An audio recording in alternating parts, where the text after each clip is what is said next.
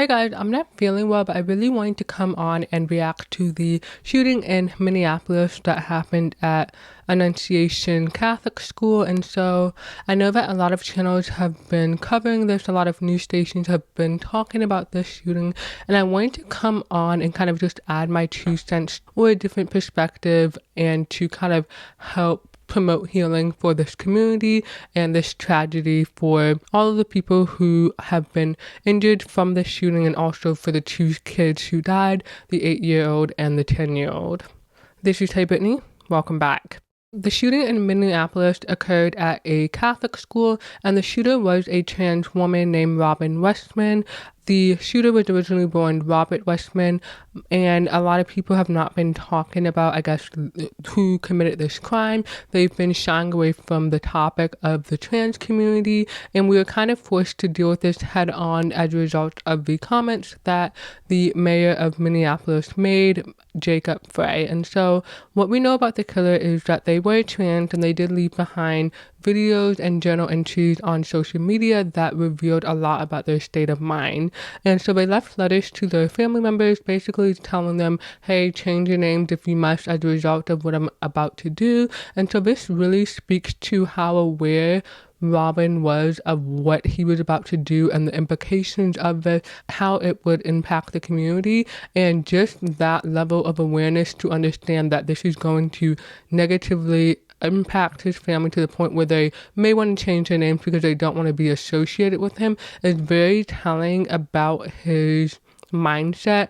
In addition, the videos, you see him flipping through pages of journals. Some of it, I believe, is in Russian, and then there's letters to the family, and then also we see a picture or a video of his gun collection and different sayings that he had on these weapons that he later used to commit the shooting at the school. And then also what was most telling was a drawing that he did of himself looking in the mirror, and then in the mirror reflection it is a demon looking back at him. And so this really just speaks to how conflicted he is mentally and emotionally. He obviously, from these journal entries and these videos, it shows that he is really struggling with his sense of self and his identity. We also know that Minneapolis and Minnesota is supposedly a safe haven for the trans community, and so that adds a extra layer to the shooting that happened. The school shooting itself is already a tragic event, but when you add in the trans community and the debate around the trans community as far as, is this a mental health issue,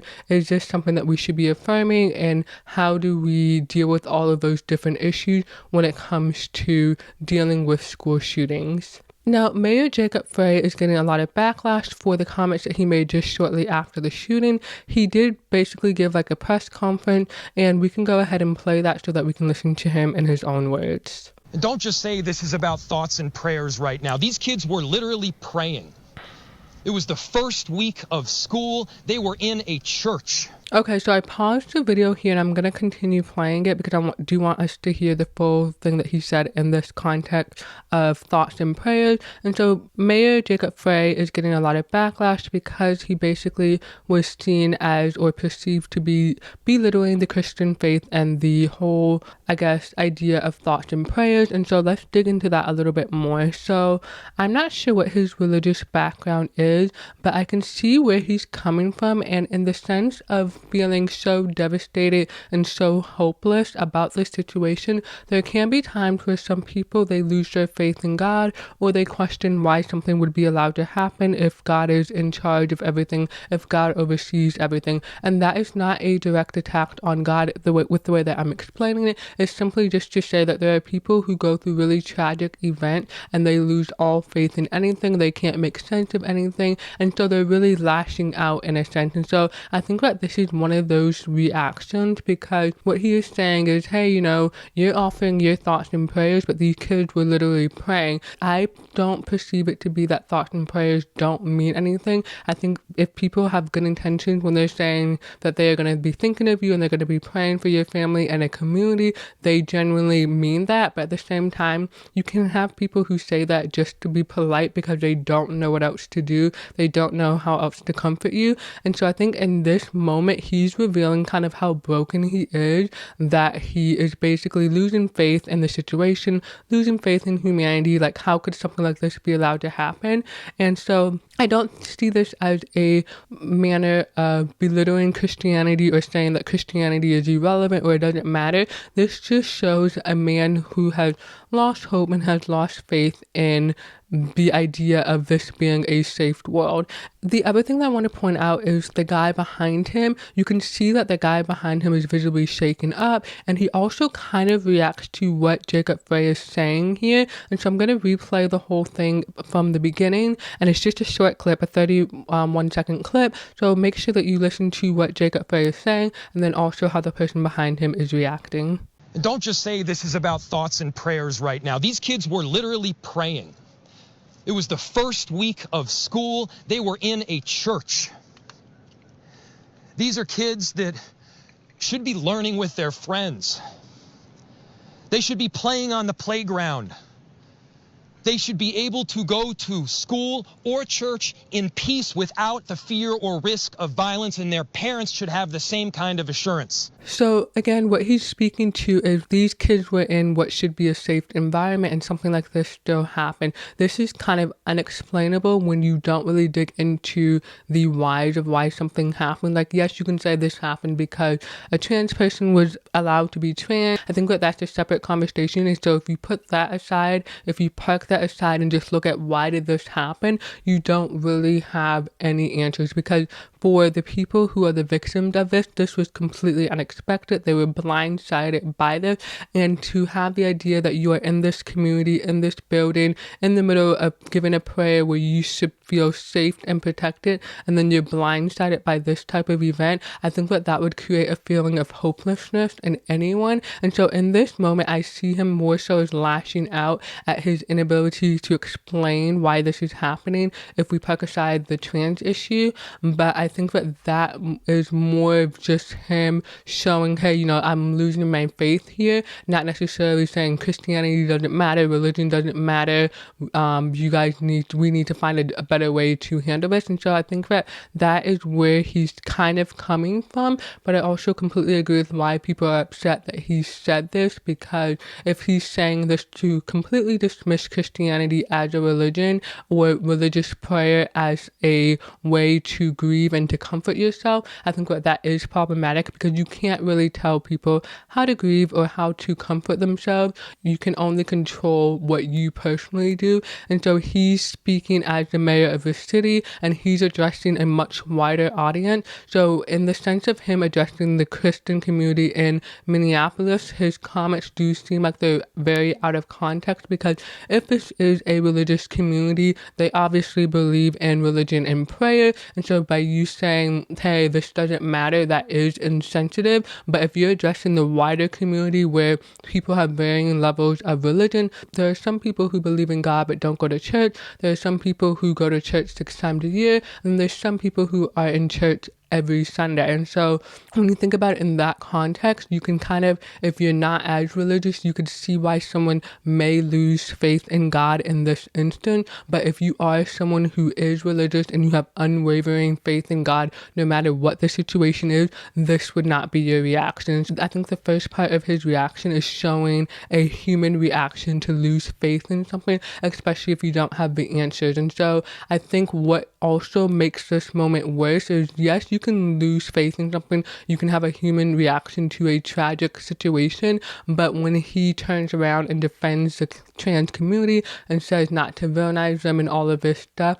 that kind of eliminates or reduces any empathy that you would feel for him if he is having this moment where he is losing faith in God because he can't explain what happened. And so you can't be so kind of caught off guard, but then have the awareness enough to defend the community of people that the perpetrator is from, because in another sense you can say that even the trans community may not back up this act of violence. They may say, hey, this person is trans, but we don't believe in what he did, that's not what we think. So there's just there's so many things that are being thrown into this conversation. And I also think that the mayor at this point, I don't know how much time he had to prepare before making these statements, but obviously he's trying to represent so many different groups of people in this one statement that he's giving that his focus is in the wrong place. He should really be thinking about the victim, and he should really be acknowledging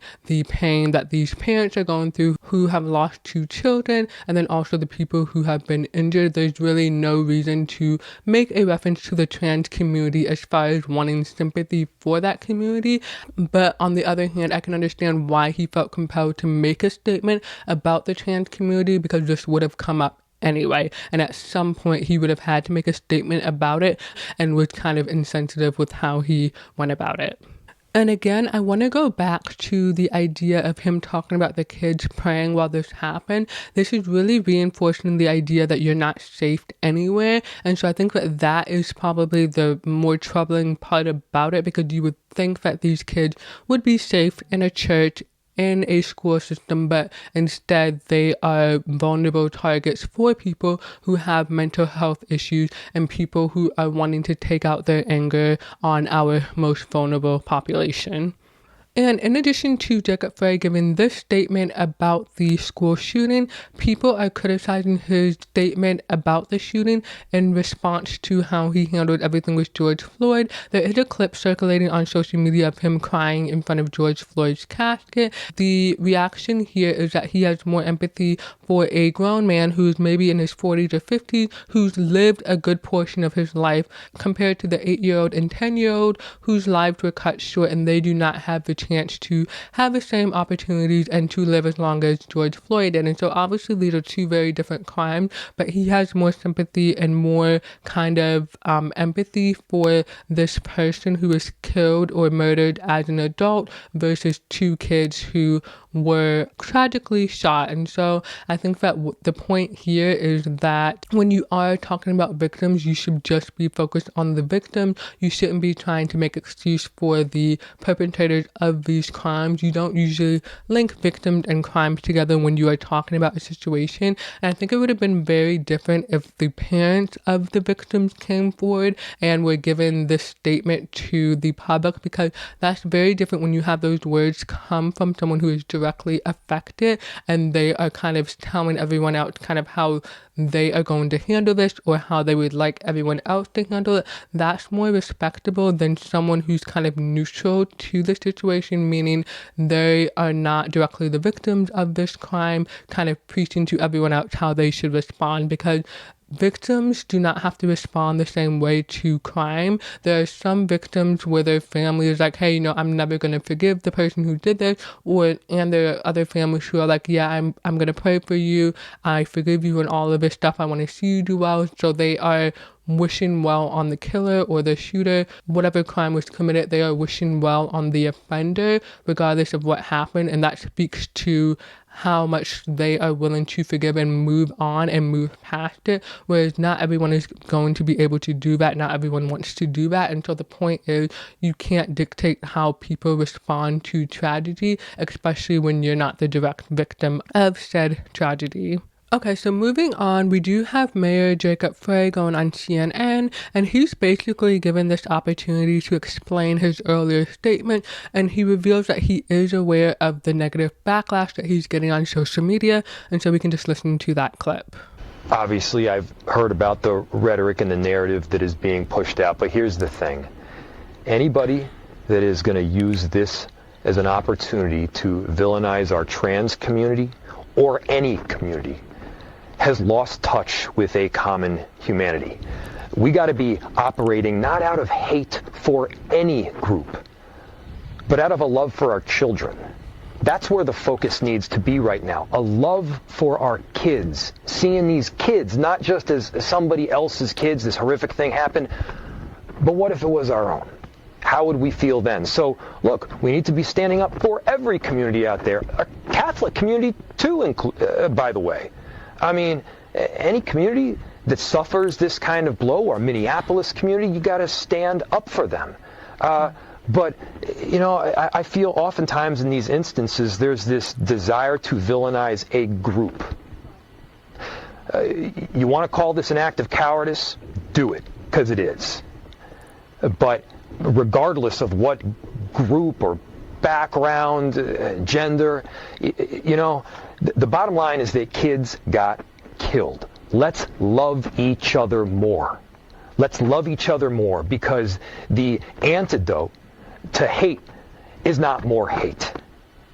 Hurt people, and the antidote to hate is a whole lot more love. That's where we all need to be going right now. Okay, so that is Mayor Frey basically explaining his earlier statement. He is essentially doubling down on his support for the trans community and advocating that they not be villainized because of what this one person did. And I think that is totally fair. You should never villainize a whole entire community of people based on the actions of one person. And so I think in that sense, he's totally right. However, when he is saying, like, we should have love for our kids, we should be more about love than hate, he is ignoring the fact that this was an act of hate committed towards children. So the very nature of this crime goes against everything that he is preaching. And in a sense, he's preaching to the choir here. He is not speaking to the person, obviously, who committed this crime out of hate. He's speaking to everyone else who is left to kind of deal with this situation and telling us, hey, be better than the shooter, basically. You should love the kids instead of hating them and all of that stuff. And so I think that kind of gets lost in the narrative here, because the initial action that is causing all of this conversation and debate was out of hate and not love, because if the shooter had a love and a respect for the children, they would not have been targeted in this way. And so in a sense, it's kind of like his comments are falling on deaf ears, because he's speaking to the people who did not do this to children, who did not treat kids this way. And so it's almost as if I don't think he's necessarily excusing what the shooter did, but he's not addressing it properly to say, hey, no, this was wrong. We don't condone this. This does not reflect the trans community. This is not a representation of the trans community as a whole. He's just kind of like giving the whole trans community a pass, in a sense, with the way that he's framing this and wording this. And so I think that is going to cause some backlash in the world in social media, just because he's not properly acknowledging who committed this crime, why they committed this crime, and then the aftermath of what everyone else has to deal with as a result of hate towards children and towards religious people with this crime that was committed. However, I really do like that he says that hate is not the antidote to more hate. And obviously, yes, we should all treat each other with kindness. We should be respectful towards each other. But at the same time, if we do have a mental health crisis in America that does need to be addressed, we can't just love our way out of a mental health crisis. We can't just pray our way out of a mental health crisis. At some point, more action needs to be taken to make sure that anyone who has a mental health issue is properly treated, so that things like this do not happen. And that is not just with the trans community, that is with everyone in general. There are a lot of people who have mental health issues and they're not getting the treatment that they need. And obviously, depending on who you are as a person, your personality, and the extent of your mental health issues, you may not react in this way. You may not carry out crimes like this, but that potential can always be there if you don't get the help and the resources that you need. And so the bigger issue here is that, yes, a trans person committed this crime. No, we shouldn't villainize all of the trans community, but we should have empathy for the people who were impacted by this, and we should be standing with the victims and ensuring that there are no other victims of people who have mental health issues. And even if you don't want to say that being trans is a mental health issue, you do know that Robin did have some issues just based off of what we were able to see in the video recordings of his journal and what he was writing on the gun. Those indicate the thoughts of someone who is not stable, of someone that we should be concerned about. And so I think that speaks to the mental health aspect of what we are talking about. So if you have anybody who's writing stuff like that, regardless of their gender, their race, or anything else, you should be concerned about that, and you should want those people and people like that to be able to get help. And so I don't think it's wrong that people are wanting to have this conversation, especially since there seems to be a big issue of school shootings happening, but we should be doing more to prevent it. And I don't know if the solution is to have more restrictions on gun as much as it is to limit the access that certain people have to guns, because we did once have a society where everyone carried guns and we didn't see this much crime and this much crime being committed against vulnerable and innocent people. Okay, so next I want to move on to comments from Jen Psaki. So I have no idea who she is, and her tweets are going viral for obvious reasons. So let's look at what she's tweeted in relation to this shooting. So her first tweet is, prayers not freaking enough. Prayers do not end school shootings. Prayers do not make parents feel safe sending their kids to school. Prayer does not bring these kids back. Enough with the thoughts and prayers. And so this tweet got a lot of attention, and somebody went and found a prior tweet of hers where she sent thoughts and prayers to somebody else who was experiencing a crime. And so this kind of goes back to what I was saying earlier, and if I did not mention it in this video, it may have been the previous take that I was doing, but I want to clarify that some people, when they're saying thoughts and prayers, they could just be saying that because it's the right thing to say, or they don't know what else to say in order to comfort someone who is going through a tragedy like this. So it's kind of like something that you're saying that has no real meaning.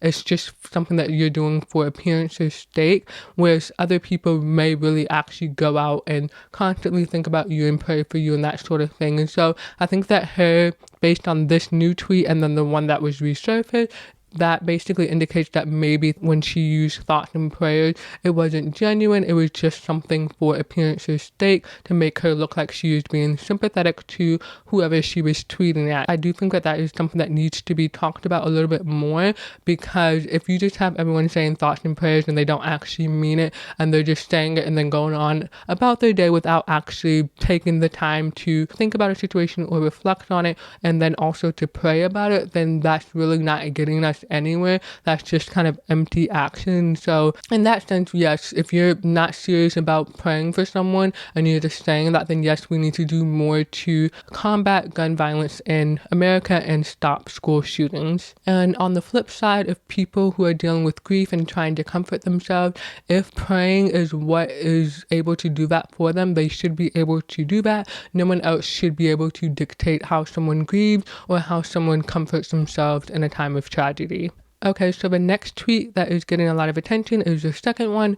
When kids are getting shot in their pews at a Catholic school mass and your crime plan is to have National Guard put mulch down around DC, maybe rethink your strategy. And so this is definitely controversial because she's referring to the National Guard being in DC, and the National Guard is in DC to combat everyday crime. So there's crime consistently happening in DC that needs to be addressed. So they do have a purpose for being there, regardless of whether or not you think they should actually be there.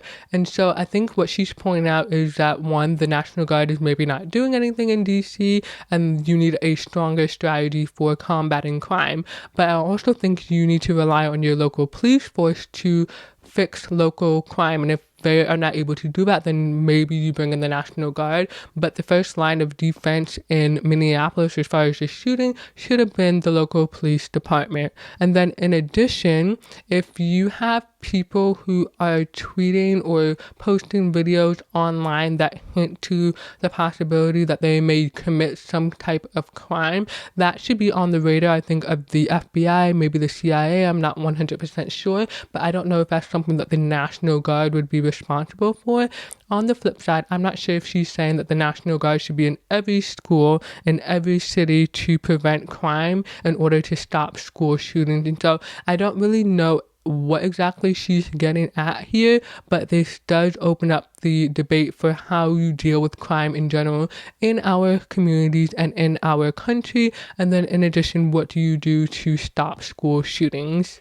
So yeah, those are my thoughts on the Minneapolis shooting. I know that other channels and news stations are covering this in a lot more detail, but I did just want to come on and add kind of my 2 cents on what I think is a opportunity for more conversation and more discussion on everything in relation to school shootings and religion. However, I do want to express my condolences to the victims of this tragedy, and I really hope that we can find an end to school shootings. Thank you for watching, and I'll see you in the next one.